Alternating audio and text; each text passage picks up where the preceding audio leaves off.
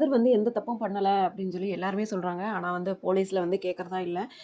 அதே மாரி ராஜியோட சித்தப்பா வந்து பயங்கரமா வந்து கதிர வந்து திட்டுறாரு. என்னன்னா, "எங்க அண்ணன கொல்ல வந்தவனே இவன் தான். அதனால இவன வெளியில விடாதீங்க. ஏகப்பட்ட பிரச்சனை போயிட்டுருக்கு எங்களுக்கும் அவங்களுக்கும். இவனால எங்க அண்ணன் உயிருக்கே ஆபத்து. அதனால இவன எக்காரணத்த கொண்டும் வெளியில விடக்கூடாது." அப்படின்னு சொல்லி பேசுறாங்க.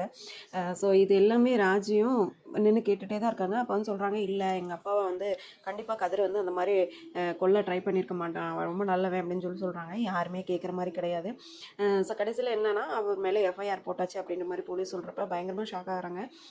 ஸோ என்ன பண்ணுறாங்கன்னா பாண்டியன் வந்து கேட்குற அப்படி என்னதான்டா பண்ண என்னதான் செஞ்சேன் எங்கிட்டையாவது உண்மையை சொல்லடா அப்படின்னு சொல்லி சொல்கிறப்ப தான் வந்து கதிர் சில விஷயங்களை சொல்கிறேன். அப்படி என்னன்னா இந்த மாதிரி நாங்கள் போனது உண்மைதான்ப்பா. ஸோ நான் எங்கள் ரெண்டுத்துக்கு இந்த மாதிரி வாக்குவாதம் ஆச்சு. அந்த டைம் பார்த்தீங்கன்னா குமாரை தள்ளி விட்டுட்டான். ஸோ அப்போ வந்து மாமா விழுந்துட்டாரு, தலையில் அடிபட்டுருச்சுப்பா, இதுதான் நடந்துச்சு அப்படின்னு சொல்லி சொல்கிறாங்க. இவ்வளோ தூரம் என்னிட்ட சொல்கிறேன் இல்லடா, நீ இன்னைக்கு உள்ளே இருக்கிற, நீ வந்து சொன்னால் வந்துடலாமே, நீ ஏன்டா சொல்ல மாட்டேங்கிறப்ப, இல்லை மாமாவால் தாங்க முடியாது. ஸோ இந்த விஷயத்த வந்து மாமா, அதாவது அவருக்கு உடம்பு சரியில்லை, கேன்சர் அப்படின்ற விஷயத்த வெளியில் சொல்லக்கூடாதுன்னு என்கிட்ட சொல்லியிருக்காருப்பா, அந்த மாதிரி சொல்கிறாப்படி. ஸோ இதெல்லாம் கேட்டுட்டு பாண்டி அடுத்து என்ன முடிவு எடுக்க போகிறாப்படி அப்படின்றத நம்ம வெயிட் பண்ணி பார்க்கணும். ஸோ இல்லை அப்படின்னா நம்ம ராஜியோட அப்பா கண்முழிச்சு எல்லா உண்மையும் சொல்லணும். கதிர் தான் சிக்கலில் மாட்டிருக்க அப்படியே பாப்பா வெயிட் பண்ணி